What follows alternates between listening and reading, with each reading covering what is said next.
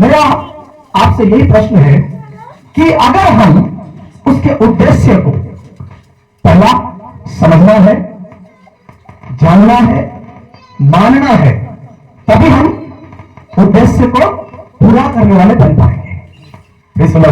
कितना लोग mummy papa है, मम्मी पापा, मैं भी मम्मी पापा जिनके बच्चे हैं, संतान है, सब लोग अधिकतर लोग हैं ना, है? अच्छा, जब हम भी किसी के बेटा है, हमारा भी पापा है, मम्मी है, तो जब हमारे बच्चे बढ़ते हैं, उम्र के हिसाब से बढ़ते जाते हैं, हमारा कुछ कुछ उद्देश्य होता है उनके प्रति। Is it right? सही है? उद्देश्य होता है, मेरा बच्चा यही से पढ़ना है, ऐसे रहना है, इस तरह से रहना है, यहां पे पढ़ना है। हम लोग उद्देश्य एक अपना जीवन में रखते हैं। क्या पढ़ना ही सीमित है? पढ़ना सीमित है क्या? पढ़ के क्या करना है? उसको अप्लाई करना, उसको जीवन में लागू करना। छोटा बच्चा लोग को सिखाया जाता है हाथ कैसे धोना है, वही में होता है ना, वही में होता है ना, हाथ कैसे धोना है, कितना बजे उठना है, ये सब जानते हैं, वही में है। हम लोग बचपन में पढ़े हैं, मगर हम कितना लोग फॉलो कर रहे हैं? पिछले साल अक्टूबर महीना 2022 में हमारे पास लगभग 23 अंग्रेज लोग आए थे झारसुगुड़ा में। 23 अंग्रेज लोग आए थे यूएसए से, और हम लोग 3-3 करके टीम बनाए थे, और अलग अलग सुंदरगढ़ जिला का जिम्मेदारी मुझे मिला था। लगभग 5 से 6 जगह, एक गांव नहीं पता था, नहीं तो प्रभु यहाँ भी हम लोग आते हैं। वो लोग जानते हैं, एक ही चीज सिखा रहा था, हमारा हाथ को कैसे साफ करना है, हमारा हाथ को कैसे साफ करना है, कैसे करना है बताइए। थोड़ा अपना हाथ बढ़ाइए ना आगे, ठंडा लग रहा है, मुझे भी लग रहा है, बाइक में आया, थोड़ा हाथ आगे बढ़ाइए। सरफ या साबुन पहले लेना है, है ना? फिर क्या करना है? आप लोग बोलेंगे अरे ये क्या बात आप बोल रहे हैं सर, हाथ धोना नहीं जानता हूँ क्या, आप क्या सिखाने आए इधर, है ना? अगले बार से मेरे को पास्टर जी बोलेंगे आप आओ ना, नहीं हाथ धोने के लिए सिखाते हो, टाइम वेस्ट करते हो। हाथ कैसे धोना है? एक्चुअली में हमारे भारत के 80% लोग हाथ धोना नहीं जानते। ये एक तो आंकड़ा में नहीं क्या है। हम लोग कैसे हाथ धोते हैं दीदी बताइए, कैसे धोते हैं? साबुन से, साबुन लिए, फिर क्या करेंगे? लगा दिए, ऐसे से किए, और पानी थोड़ा देंगे, है ना? पानी साबुन लेने के बाद देंगे, हाथ को भिगा लेंगे, है ना? फिर साबुन लगा लेंगे, सरफ लगा लेंगे, शैम्पू लगा, हैंड वॉश जो भी है लगा लिए। लगा के एक्चुअली हाथ धोने का तरीका यहाँ तक है, मगर हम लोग ठंडा पैर है थोड़ा सा, इतना घुमा दिया तो हो गया, नहीं ये है, इधर हमारा कीटाणु है ना, इधर है। तो कई लोग नहीं जानते हैं, वो चीज सिखाने के लिए इतना लाखों रुपया खर्च करके वो लोग आए थे। और जानते हैं उसके पीछे का रहस्य क्या था? अगर हाथ धोना इतना कठिन है, या हाथ धोने के लिए इतना परिश्रम है, तो हमारा दिल धोने के लिए कितना परिश्रम करना पड़ेगा? Yes Lord. हेलो, क्या आसानी से धुल जाएगा हमारा दिल? नहीं। क्या आसानी से वो पाप जो हम पहले करते थे मर जाएगा? नहीं। क्या आसानी से वो गलत शब्द जो हमारे अंदर से निकलता था मुंह से वो मर जाएगा? हालेलुया। कुछ उसके ऊपर अप्लाई करना होगा, है ना? एक एग्जांपल दे रहा हूँ। मैं अभी आ रहा था, अलापोका पंचायत के पास एक तो हमारा आटा झारसुगुड़ा का एक व्यक्ति है, वो वहाँ पे नाश्ता बनाता है, मुझे नहीं पता था। मैं रोड में आने के बाद मेरा बहुत दिन से मन था मैं कुछ इधर लेके आना है, नाश्ता हमारे लोगों के लिए लेके आना। आप सब 8 बजे 9 बजे खा के आते हैं, बच्चे लोग हैं, भूख लगता है, मैं जानता हूँ, मुझे भी लगता है। मैं भी 8:30 बजे नाश्ता करके पक्का 8:30 बजे निकल गया घर से, मगर नहीं हो रहा। मैं वहाँ पे बैठ के मैं सोचा पैसा दूंगा जल्दी से मिल जाएगा नाश्ता। जानते हैं मुझे 45 मिनट वेट करना पड़ा। पैसा दिया हमने, जल्दी दो। कहाँ से देगा भाई? बनाने से वो देंगे ना। Hallelujah hallelujah. मेरे प्रियो, हमारे मसीह जीवन का कुछ आधार है, कुछ बेस है। जैसे कि ये दीवार बना है तो इसका कुछ फाउंडेशन है, आधार है, नीचे में कुछ क्या बोलेंगे नींव है। हालेलुया। हमारा और आपका कुछ नींव है, उस नींव को आज आपसे बात करने के लिए चाहता हूँ। मुझे नहीं पता, आप लोग प्रार्थना करते रहिए, प्रभु कौन सा वचन और कैसे कैसे वचनों को आपसे बात करने के लिए चाहते हैं कि परमेश्वर जानते हैं। मेरा विश्वास है आपका प्रार्थना के द्वारा हम लोग यहाँ तक पहुंचे हैं, और प्रभु आपका प्रार्थना हमारा प्रार्थना के द्वारा आपसे आज बात करेंगे। सबसे पहला आप जैसे उत्तर बताएं, ये कलीसिया परमेश्वर का है। किसका है? परमेश्वर का है। इसको बनाया भी कौन है? परमेश्वर ने बनाया है। कलीसिया एक सिर्फ घर नहीं है, एक बिल्डिंग नहीं है। कलीसिया में आने वाले लोग अलग किए हुए लोग हैं, है ना। कलीसिया जो शब्द है वो निकल के आया है एक्लीसिया बोल के एक यूनानी वर्ड से। किससे निकल के आया है?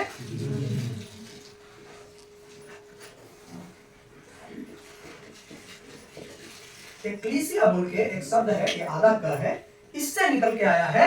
ये यूनानी शब्द है। क्या है? ये हिंदी नहीं है, इंग्लिश नहीं है, ये यूनानी शब्द है।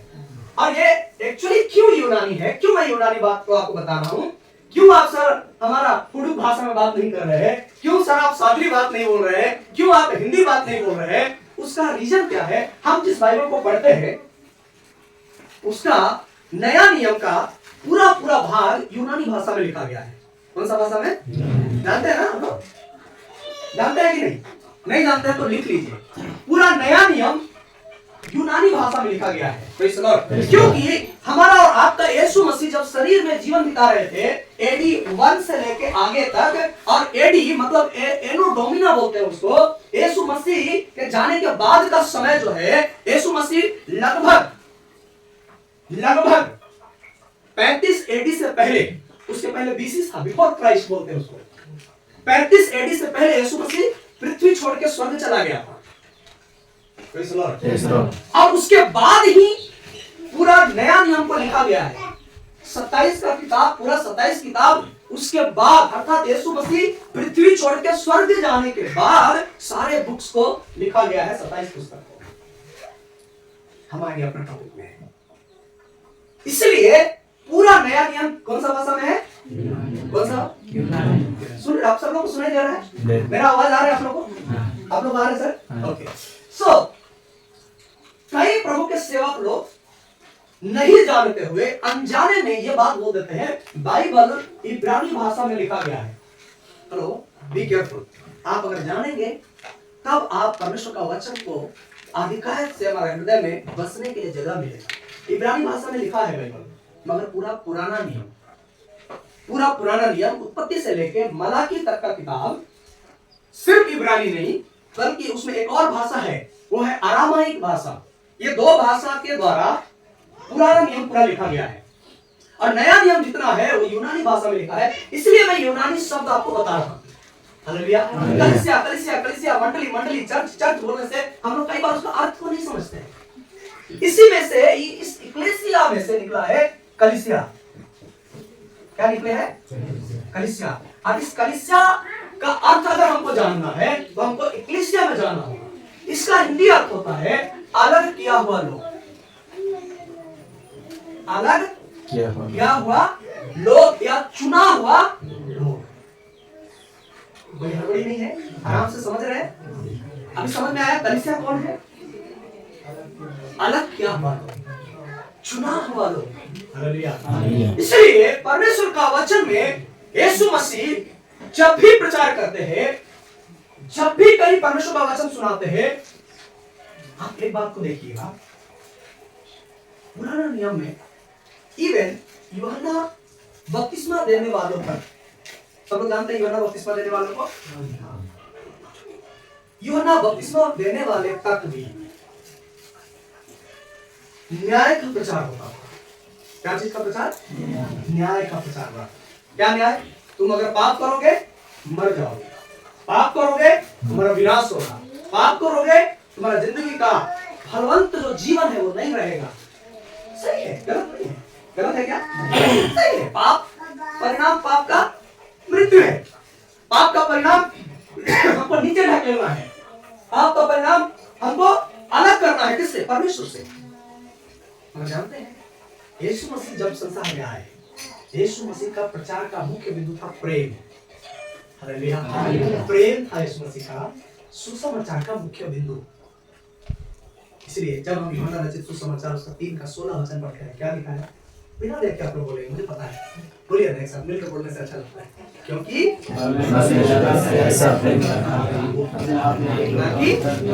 ताकि जो कोई उस पर विश्वास करे परंतु अनंत जीवन। दैट मींस इसके अंदर क्या है? परमेश्वर का प्रेम को, परमेश्वर का अंदर का इच्छा को यीशु मसीह उजागर कर रहे हैं। हालेलुया। जो कोई परमेश्वर के ऊपर विश्वास करे, भैया अभी तक आप बलिदान किए, ठीक है बहन, अभी तक आप बहुत सारा ओझा गुनी मती बहुत लोगों के पास गए, ठीक है, उसको हम नहीं सुधार सकते, मगर राइट नाउ अब से अगर हम विश्वास करेंगे, हालेलुया। तो क्या होगा, हमारे लिए एक जगह परमेश्वर रखा है। आप मन में याद कर सकते हैं उड़ाव पुत्र का दृष्टांत। उड़ाव पुत्र का दृष्टांत के अंदर आप जब जाएंगे तो परमेश्वर का मनोभावना क्या है, उसको उस पिता के द्वारा हम देख सकते हैं। क्या वो पिताजी जो था, उड़ाव पुत्र नहीं शब्द है बाइबल में, वहां लिखा है ये उड़ाव पुत्र था नहीं, तो दृष्टांत के द्वारा उसका हेडिंग दिया गया उड़ाव पुत्र। नहीं तो उस लड़का का एक्चुअली में क्या पहचान है, छोटा बेटा, बड़ा बेटा, छोटा बेटा, उसका पहचान उड़ाव पुत्र है क्या? मास्टर जी लोग बैठे है क्या सर? कभी हम लोग पढ़े हैं कैसे? नहीं, मगर उसका जीवन देख के वो उड़ने लगा, वो परमेश्वर से या अपना पिताजी से अलग होकर हम कुछ कर लेंगे, ऐसा एक विचार जब उसके अंदर आ गया, तब उसको उस नाम से बुलाया जाने लगा। Praise the Lord. हम अपने टॉपिक में फिर से आएंगे। हम कहाँ हैं? कलीसिया के अंदर हैं। परमेश्वर इस कलीसिया के लिए कुछ उद्देश्य रखा है, आपके और मेरे लिए कुछ उद्देश्य रखा है। अगर हम इस कलीसिया में हैं, आइए हमारे साथ वचन को निकालेंगे, हम मिलके पढ़ने का समय, या कोई एक जन माइक्रोफोन अगर है या ऊंचा शब्द से पढ़ सकते हैं, एक जन पढ़िएगा साफ साफ अच्छा से, हिंदी बाइबल, उड़िया बाइबल जो भी है। मत्ती रचित सुसमाचार का किताब सब लोग निकालेंगे, द बुक ऑफ मैथ्यू, मत्ती रचित सुसमाचार, उसका 16वां अध्याय निकालेंगे और उसका 17, 18 और 19 वचन, 3 वचन पढ़िएगा।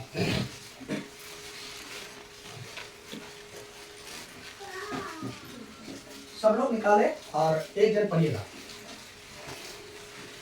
सिमोन पतरस ने उत्तर दिया, हाँ पढ़िए। तू जिसके परमेश्वर का पुत्र मसीह है। हाँ उसने उसको उत्तर दिया, हाँ हे सिमोन योना के पुत्र, हाँ। तू धन्य है, क्योंकि मांस और लहू ने नहीं, हाँ परंतु मेरे पिता ने हाँ। जो स्वर्ग में है, हाँ। यह बात तुझ पर प्रकट की है। एक मिनट भैया, सब लोग को मिला क्या? फिर से बोल रहा हूँ मैं। मत्ती रचित सुसमाचार उसका 16वां अध्याय का 17, 18 और 19 वचन, सबको मिला दीदी लोग आपको तो? ओके, इधर सबको मिला? मिला। ओके, अभी पढ़िए भैया, जहाँ से छोड़े वहाँ से। और मैं भी तुझसे कहता हूँ कि हाँ। तू पतरस है, और मैं इस पत्थर पर अपनी कलीसिया बनाऊंगा। हालेलुया। यीशु मसीह, इसके आगे जो शब्द है, इसके आगे का जो वचन है, वहां पे कुछ लगा के रखिए, पेन लगा के रखिए, फिर से हम लोग पढ़ेंगे, मगर हम लोग वन बाय वन सीखते हुए जाएंगे। क्या बात है, क्या कन्वर्सेशन है, क्या कम्युनिकेशन हो रहा है पतरस के साथ प्रभु यीशु मसीह का, उस बात को हम थोड़ा सा समझने के लिए कोशिश करेंगे। आप सभी लोग इसको लिख लिए, अब मिटा लें, क्योंकि और भी कुछ लिखना है। यीशु मसीह पतरस के साथ बात कर रहे हैं। क्या वहां पे हमारा प्रभु यीशु मसीह और पतरस अकेले हैं? आइए पढ़ने वाले लोग बोलिए, क्या वहां पे जहां पे ये बात हो रहा है, वहां पे यीशु मसीह और पतरस अकेले हैं? कौन है आप? सीधे लोग। क्या बात हुआ भैया, क्या बातचीत हुआ, क्या बात हुआ, क्या प्रश्न हुआ, क्या कुछ तो पॉइंट है, कुछ तो टॉपिक है। हेलो, बाइबल पढ़ने का एक सिंपल साधारण तरीका मैं आपको बता रहा हूँ, जो बाइबल आपको याद रहेगा, चैप्टर वाइज याद रहेगा, कोई कहीं से खंड बोल देने से आपको याद रहेगा। हाँ हाँ, ऐसे बोल। आप बाइबल को सबसे पहले जब पढ़ते हैं एज अ हिस्ट्री या कहानी के तौर पर अपने मन में याद रखिए। हालेलुया। अच्छा, मैं आपको बताऊं, जब आप और ऊपर से पढ़ेंगे, यीशु मसीह एक जगह बैठे हैं, उसका चेला लोग हैं साथ में 12 लोग, और यीशु मसीह उनसे एक प्रश्न पूछ रहे। कौन पूछ रहे हैं? आपसे आपका पास्टर जी पूछते हैं प्रश्न? नहीं पूछते हैं ना? बोली कंटा अच्छो भाई, कंटा अच्छो, आज ये प्रार्थना अच्छी आसी पारो कि नहीं, पूछते हैं ना? यीशु मसीह भी अपना चेला लोग से एक प्रश्न पूछ रहे हैं, लोग मुझे क्या बोलते हैं, लोग मेरे विषय में क्या कहते हैं, समझते हैं या बोलते हैं? प्लीज आज आपके विषय में, मेरे विषय में लोग क्या बोलते हैं, क्या समझते हैं, इट इज वेरी इंपॉर्टेंट, ये बहुत महत्वपूर्ण है। हालेलुया। क्या लोग आपके और मेरे विषय में एक बदला हुआ व्यक्ति के नाम से जानते हैं? क्या आपका